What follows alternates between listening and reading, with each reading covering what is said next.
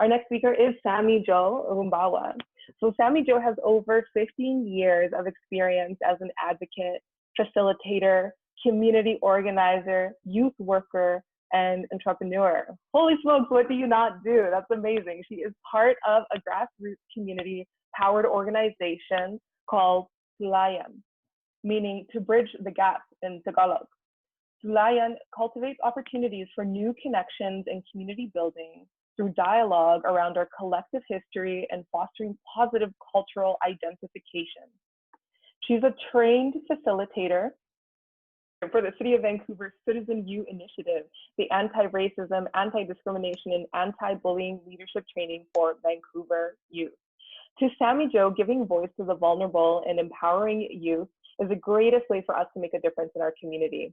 It is the pathway to creating strong leadership and socially sustainable growth. Empowering others is one of the most important acts of leadership and growing. Sammie believes in always learning and sharing ideas, thoughts, resources, networks, and experiences. So without further ado, I'm gonna bring on Sammie, and I invite again for all of the participants in today's event to keep making notes throughout the time that she is speaking. If you have any questions, ideas that you want to poke at in our 5 minutes after, please write them down so that we can emerge them. All right, over to Sammie. Thanks everybody for being here today. I do want to say thank you to the Youth Conference Committee for inviting me to be on this panel, but I want to say a special thank you, Salamat, to the sponsored teachers that are on here as well. It's just, as my intro said, I think it's super important to be supporting the youth.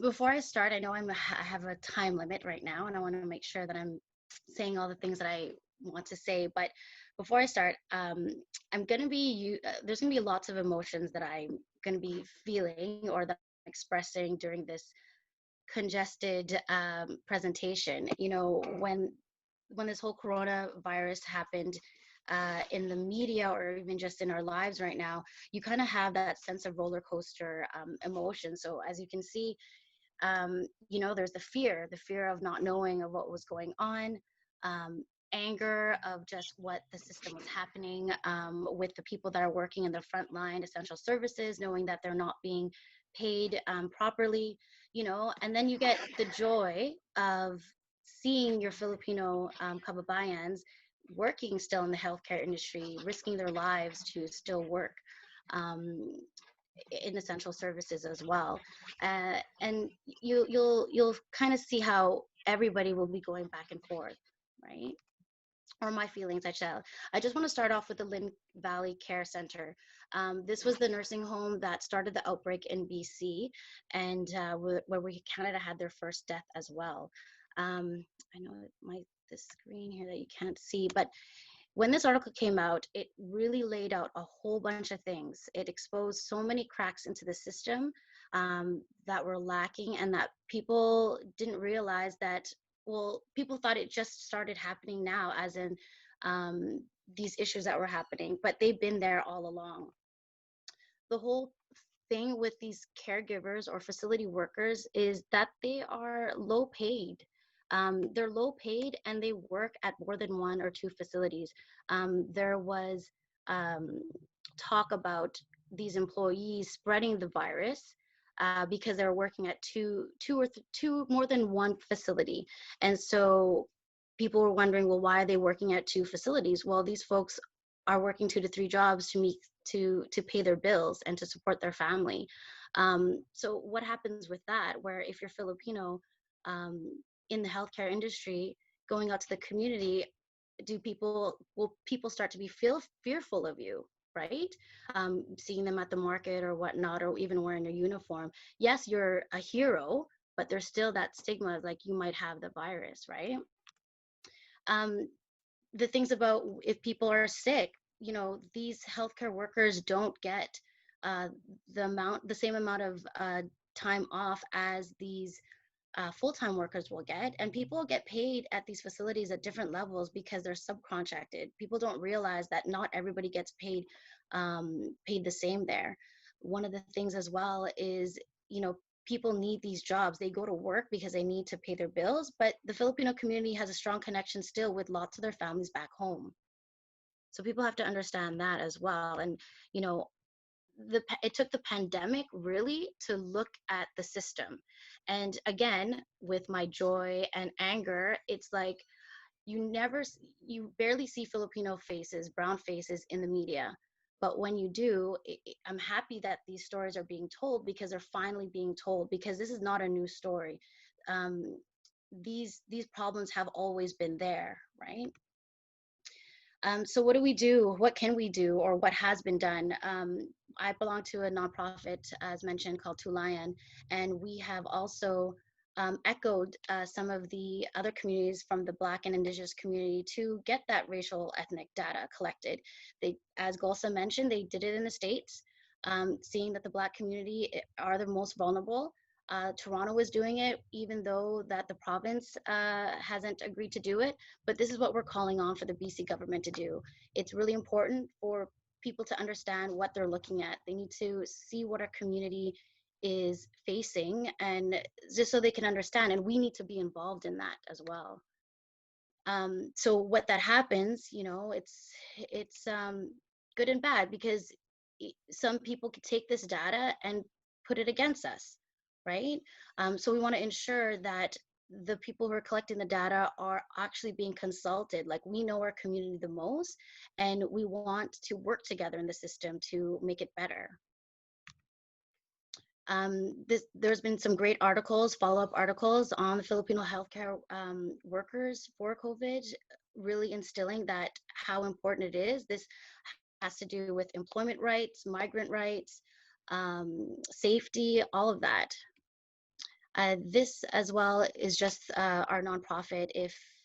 If anybody would want to get involved or have more questions, we've also done other initiatives about calling on the 3 levels of government to provide more resources for translated material too. That's another initiative that we've taken.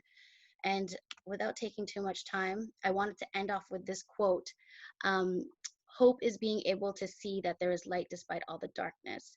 So the main thing right now is, yes, this anger and fear is fueling us to do, you know, even to do the work that we're doing right now. But at the end of the day, I commend even the folks and the youth that are on this panel, because this is where it starts. This is hope for us to really learn from each other and work together to really make this place a better place to live.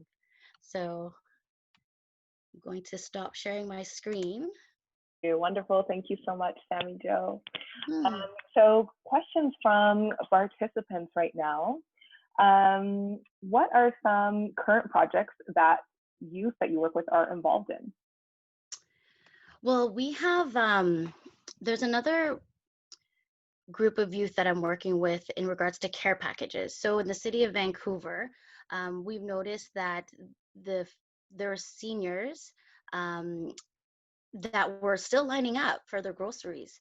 Actually, my younger sister was the one who really initiated a GoFundMe page to raise money to provide for these packages. So it was really a call out for the community to raise funds to provide care packages, so these seniors wouldn't have to go out to go grocery shopping anymore. And then she extended the services to single parents, immune compromised, and really families at risk. And it was really an effort, because there's deliveries, there's folks who are donating materials and money to go into it. So that's been really good. And even phone calls to these seniors, like friendly phone calls.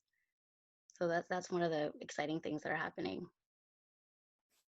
That's fantastic to hear about, and you know, really possible from every angle of things, right? Whether, you know, you might not be able to have the financial means to get out there and, you know, be able to donate you know, items from home, but there's some great ideas as well in terms of just making human to human contact, making a phone call, and making that connection.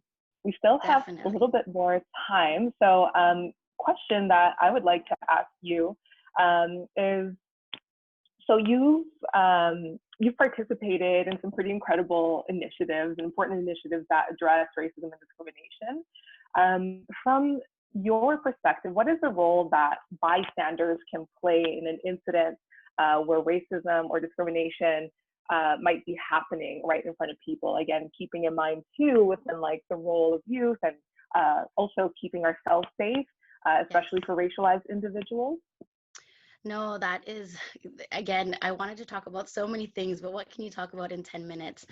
Bystander intervention is something that I really want to advocate, and I think every citizen should receive training on that, because it's something that will kind of help you in the end, because you do, before standing in front of somebody that is going to be hurting another individual or just talking, you do have to think about your safety first, right? So also making sure that you are in a public space where you're not by yourself with the person that is causing harm. The main thing is to make noise, to make other people hear what's going on. And you know what, we have the greatest weapon right now too. It's our cell phone. It's our cell phone recording the incident. But and not even you have to video record, it could be just a voice recording, and you don't even have to do it right in front of their face. And again, when I say using your cell phone, it's not to upload it right away to kind of make it viral. It's to have that for the person who's being victimized to say, hey, I got this on tape, would you like to have this? And really allow that person to decide what they want to do with that information. But at the end of the day, you always want to check in on that person that's being victimized, if anything, right? It's just to kind of aside, check in with them and see how they're feeling and how they want to proceed. So That's really great, really helpful. So we have 2 more minutes, and I'm going to pass things over to Ian from the participant list, who has a question. Ian, if you want to message or speak out your message. What is the possibility of the health unions? HEU is finally looking like the members it is. Finally, there are members of the executive who are Filipinx. HSA, don't know what they look like, but the BC Federation of Labor needs to understand that this issue of racialized deaths of coronavirus is a labor issue. I'm wondering if you've heard about any pressure there, and if you know anybody we can call to maybe help with the pressure. Thank you. yeah, no, thank you And for Sammie that Jo, question. sorry to interrupt real quick, but there's just 1 minute to answer that question. So do your best. Yeah, I will say there is communication with HEU for sure. And they're the ones who are trying to really make the deals for these healthcare workers to get that base pay, because there was talks of that happening. And I will say this right now, it's not being implemented yet. So the HEU is very busy with a lot of things that they're doing for the workers, and they have been verbal as well. But to make that short, we will continue our discussion with that, Ian, but I do appreciate the question. All right, thank you so much for the questions, everyone. And thank you so much, Sammie Jo, for sharing your perspective.